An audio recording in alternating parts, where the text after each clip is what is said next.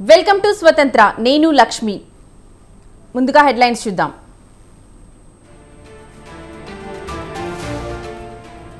సాయంత్రం ప్రధానిగా మోదీ ప్రమాణం రాష్ట్రపతి భవన్లో ఘనంగా ఏర్పాట్లు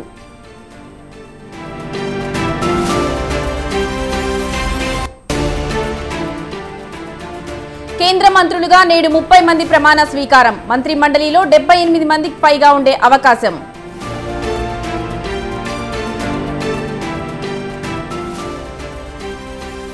ఏపీ నుంచి ఇద్దరు టీడీపీ ఎంపీలకు బెర్తులు ఢిల్లీకి బయలుదేరిన చంద్రబాబు మోదీ ప్రమాణ స్వీకారానికి హాజరు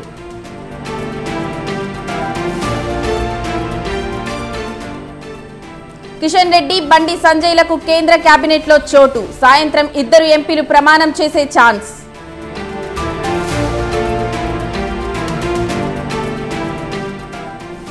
స్మృతివనం వద్ద రామోజీకి వీడ్కోలు కన్నీటితో సాగనంపిన ప్రముఖులు అభిమానులు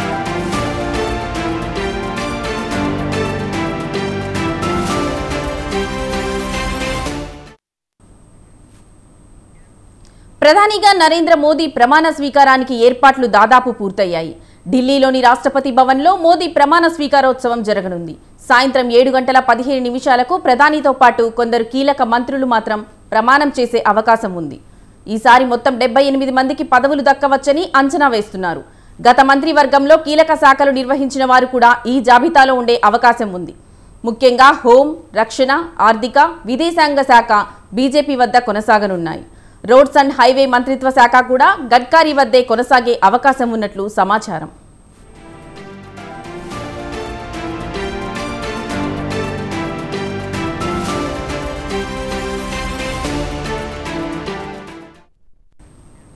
ఎన్డీఏ పక్ష నేతలు చిరాగ్ పాస్వాన్ హెచ్డి కుమారస్వామి అనుప్రియా పటేల్ జయంత్ చౌదరి జతిన్ రామ్ మన్షి సోనోవాల్ కిరణ్ రిజిజు వంటి వారు ఇవాళ ప్రమాణ స్వీకారం చేసే వారి జాబితాలో ఉన్నట్లు తెలుస్తోంది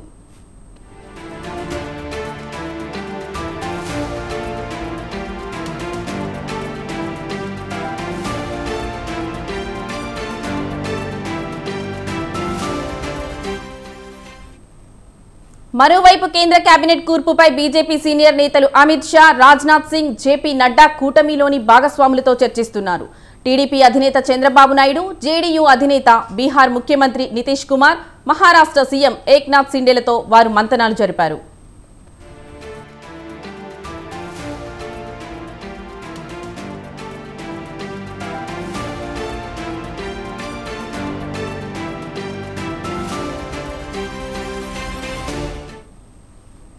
తెలుగు రాష్ట్రాలకు చెందిన నలుగురికి కేంద్ర కేబినెట్లో చోటు లభించింది ఏపీలో నుంచి శ్రీకాకుళం ఎంపీ రామ్మోహన్ నాయుడు గుంటూరు ఎంపీ పెమ్మసాని చంద్రశేఖర్ తెలంగాణ నుంచి కిషన్ రెడ్డి బండి సంజయ్ పేర్లు కన్ఫర్మ్ అయ్యాయి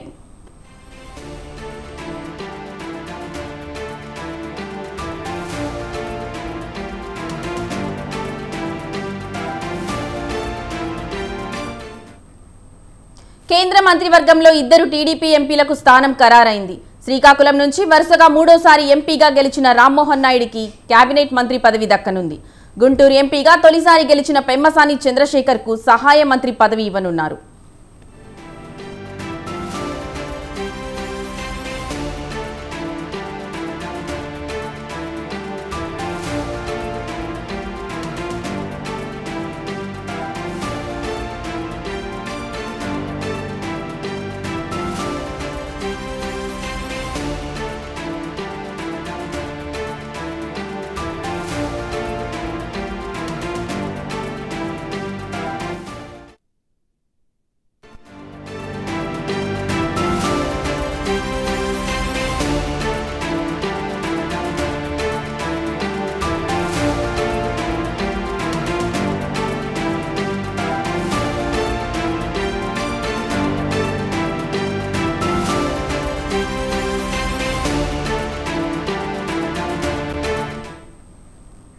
ఏపీ నుంచి మరొకరికి కేంద్ర మంత్రి పదవి దక్కనుంది. బీజేపీకి చెందిన నర్సాపురం ఎంపీ భూపతిరాజు శ్రీనివాస్ వర్మను కేంద్ర కేబినెట్లోకి తీసుకోనున్నారు. ఈ మేరకు పీఎంఓ నుంచి ఆయనకు సమాచారం అందింది.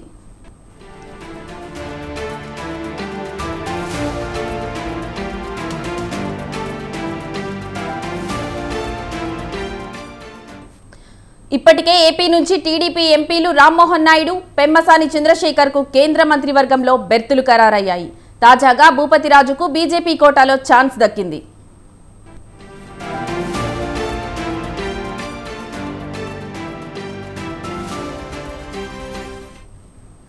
ఏపీ నుంచి మరొకరికి కేంద్ర మంత్రి పదవి దక్కనుంది. బీజేపీకి చెందిన నర్సాపురం ఎంపీ భూపతిరాజు శ్రీనివాస వర్మను కేంద్ర కేబినెట్లోకి తీసుకోనున్నారు.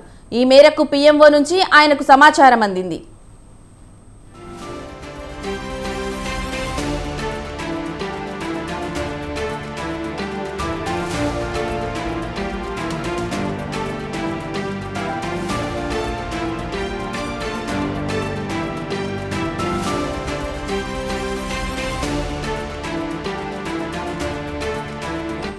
ఇప్పటికే ఏపీ నుంచి టీడీపీ ఎంపీలు రామ్మోహన్ నాయుడు, పెమ్మసాని చంద్రశేఖర్కు కేంద్ర మంత్రివర్గంలో బెర్తులు ఖరారయ్యాయి. తాజాగా భూపతిరాజుకు బీజేపీ కోటాలో ఛాన్స్ దక్కింది.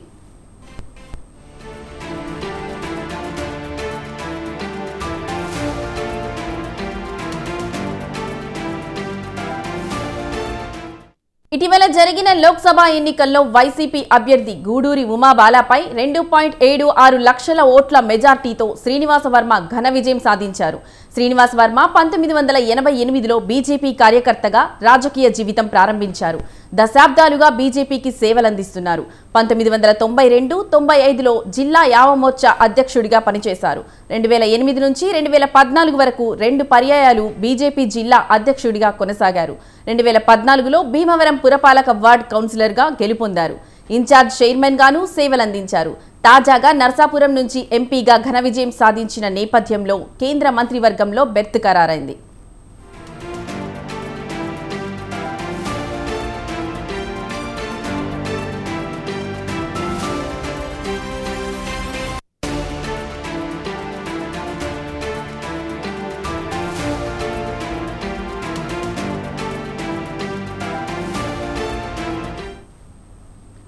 ఈ అంశం గురించి మరింత సమాచారం మా ప్రతినిధి సతీష్ అందిస్తారు. Good afternoon Lakshmi. కేంద్ర మంత్రిగా భూపతిరాజు శ్రీనివాస వర్మ ఈ రోజు నర్సాపురంలో బీజేపీ ఆఫీస్ లో చాలా సంబరాలు జరుపుకున్నారని చెప్పవచ్చు. ఎందుకంటే బీజేపీ నుంచి ఏపీలో ఒక్కరికి కేంద్ర మంత్రిగా పదవి అన్నది ఎక్కడి నుంచి వస్తుందా అన్న ఉద్ఘాటంగా ఇక్కడ జరిగింది. మొదటి నుండి బీజేపీ నుంచి 35 సంవత్సరాలుగా ఒక కార్యకర్తలాగా అక్కడ కొన్ని పదవుల్లో కూడా చేసిన బీజేపీ శ్రీనివాస వర్మకు ఇక్కడ పేరు కూడా బీజేపీ వర్మ అని చెప్పి పిలవడం జరుగుతుంది. భీమవరంలో అయితే ఈ బీజేపీలో పోటీ చేసిన భూపతిరాజు శ్రీనివాస వర్మకు ఈ ఎన్నికల్లో 2,76,882 ఓట్ల మెజార్టీతో గూడూరు ఉమాబాల మీద నగడం జరిగింది. అలాగే 7 నియోజకవర్గాల నుంచి కూడా చాలా మెజార్టీతో ఈ శ్రీనివాసరాజు వర్మ గెలిచాడని చెప్పవచ్చు. అలాగే బీజేపీ ఆఫీస్ నుంచి ఈ రోజు ఫోన్ రావడంతో మొట్టమొదటిగా మోడీ గారి తేనెటి విందుకు హాజరవడం జరుగుతుంది. దాదాపు కేంద్ర మంత్రి అని ఖరారైందని తెలుస్తుంది. భూపతిరాజు శ్రీనివాస వర్మ అధ్యక్షునిగా బీజేపీ కార్యకర్తలు బీజేపీలో కీలక పాత్ర వహించారని చెప్పవచ్చు. అదే 2020 సంవత్సరం చివరి రోజుల్లో సీటు దక్కించుకున్న శ్రీనివాస వర్మకు నర్సాపురం ఎంపీ భారీ మెజార్టీతో బీజేపీ వాళ్ళు ఇక్కడ సాధించారని చెప్పవచ్చు. ఆయన నగ్గినా సరే బీజేపీ వాళ్ళ సహకారంతోనే మొత్తం ఒక కార్యకర్తలాగా పనిచేస్తాను అని చెప్పడం అక్కడ శ్రీనివాస వర్మ కూడా జరుగుతుంది. ఇది గతంలో కూడా ఎవరు ఇలా నెగ్గడానికి కారణం కూడా బీజేపీ ప్రతి ఒక్క కార్మికుడికి కూడా అదే ప్రతి ఒక్క కార్యకర్తకు కూడా నేను రుణపడి ఉంటానని చెప్పడం కూడా జరిగింది. కేంద్రం నుంచి మీకు సీట్ వస్తుందా అంటే నేను 10 క్షణం కూడా కష్టపడి మొత్తం బీజేపీ శ్రేణి మీద కష్టపడుతున్నాను. 35 సంవత్సరాలు వెనుదిరక్కోకుండానే ఎలుపెరగని పోరాటం చేస్తూ వచ్చానని చెప్పడం జరిగింది లక్ష్మి. Thank you Satish.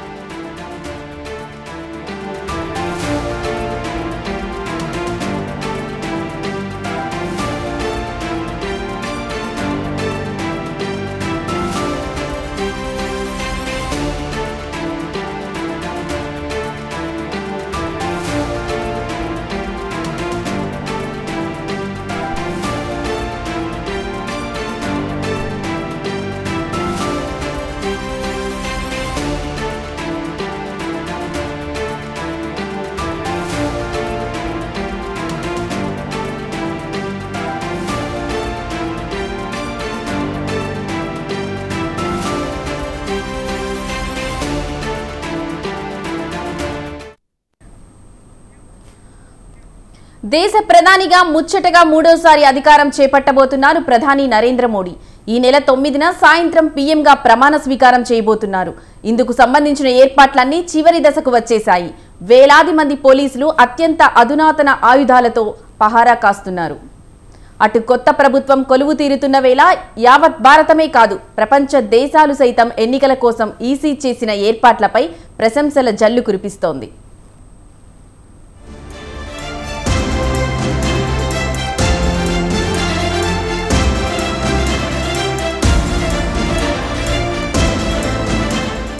కేంద్రంలో కొత్త ప్రభుత్వం కొలువు తీరేందుకు సర్వం సిద్ధమవుతోంది. ఈ నెల 9న సాయంత్రం 7:15 ముచ్చటగా మూడోసారి ప్రధానిగా బాధ్యతలు చేపట్టబోతున్నారు నరేంద్ర మోడీ. ఇప్పటికే ఎన్డీఏ పార్లమెంటరీ పార్టీ నేతగా ఆయన్ను ఎన్నుకున్నాయి భాగస్వామ్య పక్షాలు. దీనిపై సంతోషం వ్యక్తం చేసిన ఆయన ఇప్పటివరకు చేసింది కొంతేనని, చేయాల్సింది చాలా ఉందని చెప్పుకొచ్చారు. అన్ని పార్టీల సహకారంతో దేశాన్ని మరింతగా అభివృద్ధి చేస్తామని ప్రకటించారు ప్రధాని మోడీ. मैं कुछ उल्लेख जरूर करना चाहूंगा जो मेरी नजरिए से मैंने देखा है। दक्षिण भारत में एनडीए ने एक नई राजनीति की नींव मजबूत की है। अब देखिए कर्नाटक एंड तेलंगाना, अभी तो इनकी सरकारें बनी थी, लेकिन पल भर में ही लोगों का विश्वास टूट गया, भ्रम से लोग बाहर आ गए और एनडीए को गले लगा दिया। साथियों, तमिलनाडु, मैं तमिलनाडु की टीम को भी बधाई देना चाहूंगा। और इसलिए आज तमिलनाडु में भले हम सीट नहीं जीत पाए, लेकिन जिस तेजी से एनडीए का वोट शेयर बढ़ा है, वो साफ साफ संदेश दे रहा है कल में क्या लिखा हुआ है। అటు నూతన ప్రధానిగా బాధ్యతలు చేపట్టనున్న నేపథ్యంలో బీజేపీ కురువృద్ధులు ఎల్కే అద్వానీ, మురళీ మనోహర్ జోషిల ఆశీర్వాదం తీసుకున్నారు మోడీ. వారిద్దరి ఇళ్లకు వెళ్లిన మోడీ అద్వానీ, మురళీ మనోహర్ జోషితో పలు అంశాలపై మాట్లాడారు. మరోవైపు మోడీ ప్రమాణ స్వీకార మహోత్సవానికి రాష్ట్రపతి భవన్ వేదిక కానుంది. అట్టహాసంగా ఈ కార్యక్రమం జరగనుంది. వివిధ రాష్ట్రాల ముఖ్యమంత్రులు, రాజకీయ పార్టీలకు చెందిన అగ్రనేతలు, నాయకులు, వివిధ రంగాలకు చెందిన ప్రముఖులను మోడీ ప్రమాణ స్వీకార కార్యక్రమానికి ఆహ్వానించారు. అటు సార్క్ దేశాల నుంచి ప్రతినిధులు హాజరు కానున్న నేపథ్యంలో రాష్ట్రపతి భవన్ చుట్టూ కఠినమైన ఆంక్షలు అమలులో ఉన్నాయి.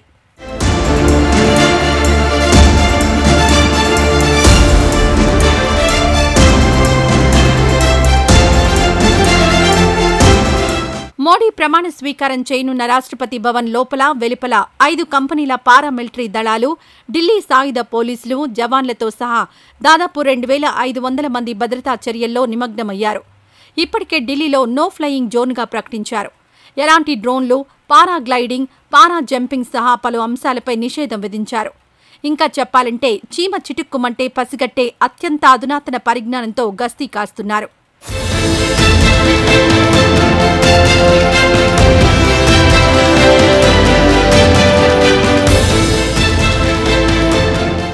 ఇక కొత్త ప్రభుత్వం కొలువు తీరనున్న నేపథ్యంలో యావత్ భారతదేశమే కాదు, ప్రపంచ దేశాలు సైతం ఎన్నికల సంఘంపై ప్రశంసలు కురిపిస్తున్నాయి.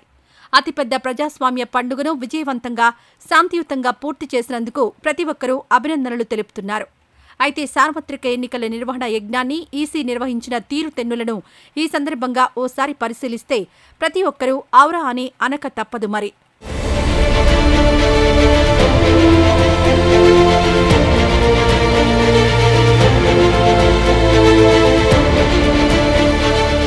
వాస్తవానికి ప్రపంచంలోనే అత్యధిక జనాభా ఉన్న దేశంగా ఇటీవలే భారత్ మొదటి స్థానంలోకొచ్చింది. 142 కోట్ల జనాభాతో చైనాను అధిగమించింది. ఇలాంటి చోట ఎన్నికలంటే ఆషామాషీ వ్యవహారం కాదు. ఇక ఓటర్ల విషయానికొస్తే మొత్తం ఓటర్ల సంఖ్య 96,88,00,000 వరకు ఉంది. ఈ సంఖ్య European union, America, Mexico, Canada దేశాల జనాభా కంటే కూడా ఎక్కువ కావడం గమనార్హం. ఇంకా చెప్పాలంటే ప్రపంచవ్యాప్తంగా ఉన్న జనాభాలో 12% మందికి ఎన్నికలు నిర్వహించింది మన ఈసీ. ఇదే అతిపెద్ద సవాలుగా మారింది.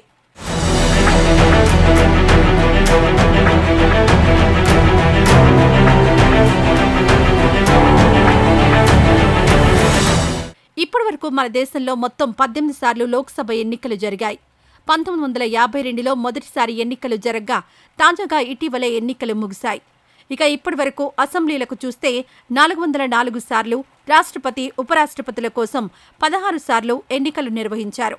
2024 ఎన్నికలకు షెడ్యూల్ మార్చి 16న విడుదల కాగా సుదీర్ఘంగా 82 రోజుల పాటు సాగాయి. దేశ ఎన్నికల చరిత్రలో సుదీర్ఘంగా సాగిన ఎన్నికల ప్రక్రియలో ఇది రెండోది. అంతకుముందు తొలి సార్వత్రిక ఎన్నికలకు మొత్తం 4 నెలల సమయం పట్టింది.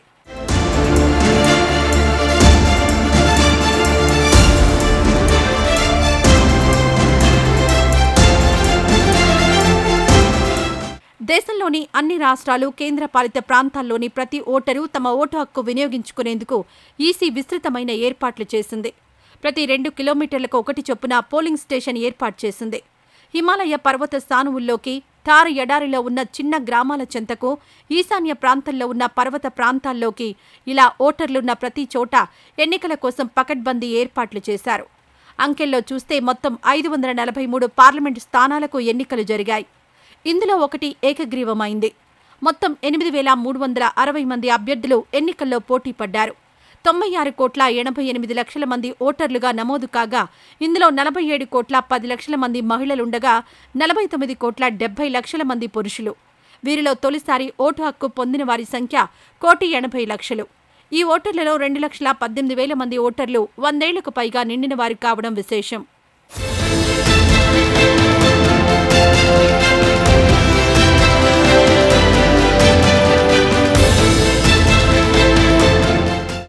ఇక పోలింగ్ విషయానికొస్తే దేశవ్యాప్తంగా 10,50,000 పోలింగ్ కేంద్రాలను ఏర్పాటు చేశారు. 55 లక్షల ఈవీఎంలను పోలింగ్ ప్రక్రియ కోసం వినియోగించారు. ఎక్కడా ఎలాంటి ఇబ్బందులు కలగకుండా చూసేందుకు 1,50,00,000 మంది ఎన్నికల సిబ్బంది, రక్షణ సిబ్బంది విధులు నిర్వహించారు. 2,100 మంది ఎన్నికల పరిశీలకులను ఎన్నికల క్రతువు సాఫీగా సాగేందుకు నియమించారు.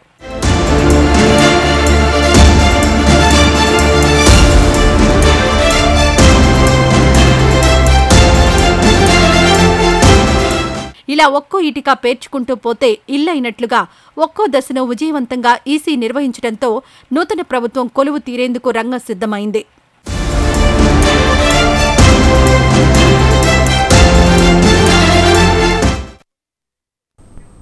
హనుమకొండ జిల్లా భీమదేవరపల్లి మండలం ముల్కనూరులో హుజూరాబాద్ ఎమ్మెల్యే పాడి కౌశిక్ రెడ్డి దిష్టిబొమ్మను దగ్ధం చేశారు కాంగ్రెస్ శ్రేణులు.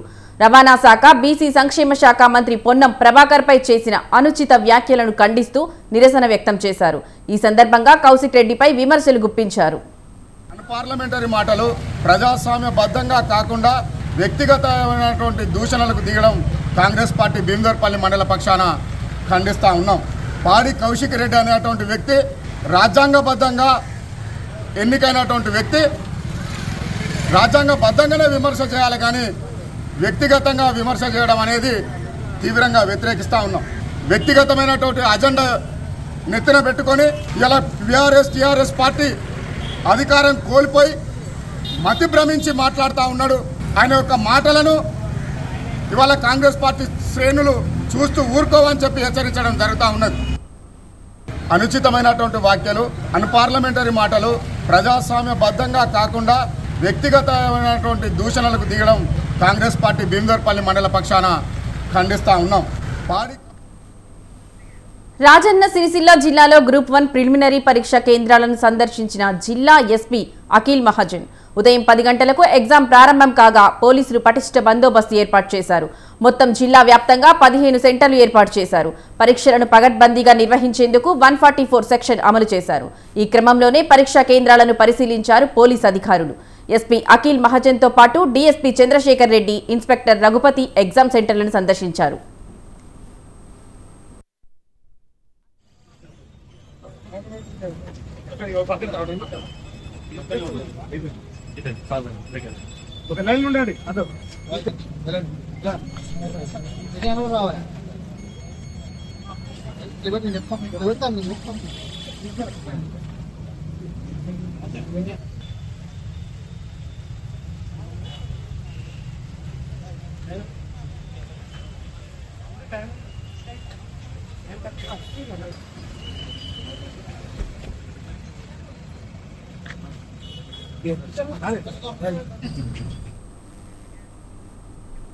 తెలంగాణ కాంగ్రెస్ లో పదవుల జాతర షురూ కానుంది. ఎన్నికల కోడ్ ముగియడంతో పూర్తి స్థాయి పదవులపై ఫోకస్ పెట్టిన హస్తం నేతలు కసరత్తులో ఉన్నారు. దీంతో ఆశావహులంతా గాంధీ భవన్ చుట్టూ చక్కర్లు కొడుతున్నారు. మరి ఎవరిని పదవులు వరించనున్నాయి, ఎవరికి ఏ పదవులు దక్కనున్నాయి, సీఎం రేవంత్ మనసులో ఉన్నదెవరు?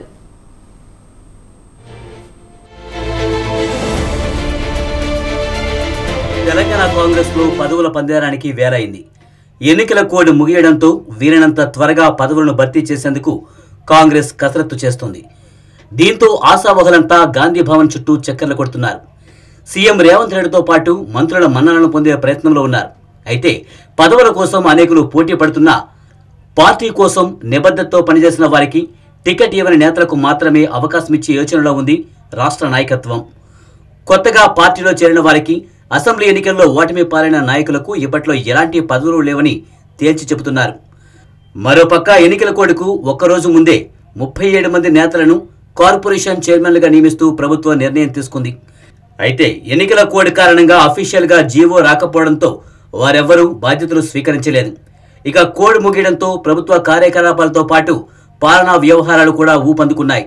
ఈ నేపథ్యంలో 37 మంది చైర్మన్లు 1-2 రోజుల్లో బాధ్యతలు స్వీకరించే అవకాశం ఉన్నట్టుగా తెలుస్తోంది.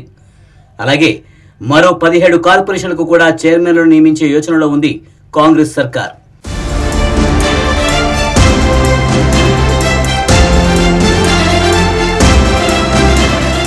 ఇక ఇప్పటికే సీఎం రేవంత్ రెడ్డి పదవుల భర్తీపై కసరత్తు ప్రారంభించడంతో ఆశావహులంతా సీఎం, మంత్రులు గాంధీ భవన్ చుట్టూ చక్కర్లు కొడుతున్నారు. గతంలో పార్టీ తమకు ఇచ్చిన హామీలు, తాము పార్టీకి చేసిన సేవలను గుర్తు చేస్తూ తమకే పదవులు ఇవ్వాలని పట్టుబడుతున్నారు. ఇటు రాష్ట్ర పార్టీ నేతలే కాదు, ఢిల్లీ స్థాయి నుంచి రికమెండేషన్ రావడంతో పదవుల భర్తీ ఆలస్యం కానున్నట్లు తెలుస్తోంది. అయితే కీలకమైన విద్యా మిషన్, హైయర్ ఎడ్యుకేషన్ చైర్మన్, వ్యవసాయ కమిషన్లతో పాటు విశ్వవిద్యాలయాలకు వీసీల నియామకం తదితర వాటి భర్తీకి ఇప్పటికే ప్రభుత్వం ఒక నిర్ణయానికి వచ్చినట్లు తెలుస్తోంది. అదేవిధంగా మూసీ నది అభివృద్ధి కార్పొరేషన్, ఆర్టీసీ కార్పొరేషన్, పౌర సరఫరాల శాఖ కార్పొరేషన్లు ఎమ్మెల్యే స్థాయి నాయకులకి ఇవ్వాలన్న యోచనలో ఉన్నట్లు సమాచారం. మరోపక్క 100కు పైగా రాష్ట్ర స్థాయి నామినేటెడ్ పోస్టులు ఉండగా ఇప్పటి వరకు 50 లోపే భర్తీ కాగా మిగిలినవి నియామకాలు చేయాల్సి ఉంది. అయితే ఈ పోస్టుల కోసం అధికార ప్రతినిధులు అద్దంకి దయాకర్, భవానీ రెడ్డి, చరణ్ కౌశిక్ యాదవ్లు, పార్టీ కోసం పనిచేసిన కైలాష్ నేత, చారుకొండ వెంకటేష్ తదితరులతో పాటు జిల్లా స్థాయిలో గాంధీ భవన్లో పార్టీ కోసం పూర్తిగా అంకితమై పనిచేస్తున్న నాయకులు నామినేటెడ్ పోస్టులను ఆశిస్తున్నట్టు తెలుస్తోంది. వీరి ఎంపిక విషయంలో గతంలో మాదిరి కాకుండా విద్యార్హతలు, సేవలను దృష్టిలో ఉంచుకుని పదవులు కట్టబెట్టే యోచనలో ఉన్నట్లు సమాచారం.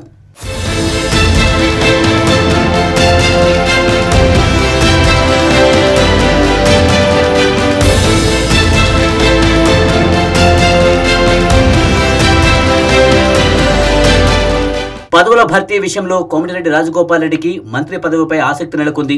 భువనగిరి ఎంపీగా చామల కిరణ్ కుమార్ రెడ్డిని గెలిపించుకుని వస్తే రాజగోపాల్ రెడ్డికి మంత్రి పదవి ఇస్తామని హామీ ఇచ్చినట్టు తెలుస్తోంది.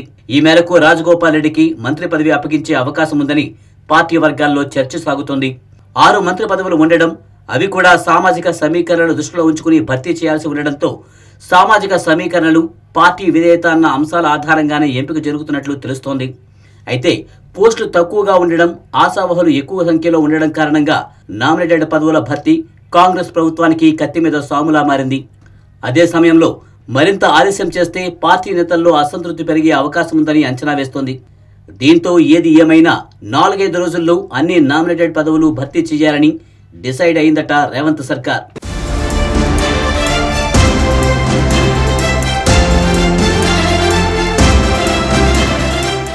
మొత్తానికి పదవుల భర్తీపై కసరత్తు ప్రారంభించడంతో హస్తం పార్టీ నేతల్లో ఆసక్తి నెలకొంది.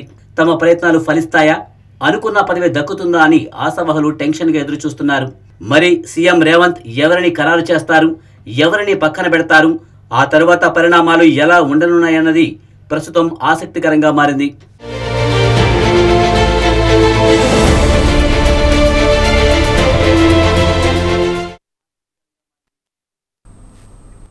ఇవి బులెటిన్ విశేషాలు. చూస్తూనే ఉండండి స్వతంత్రం.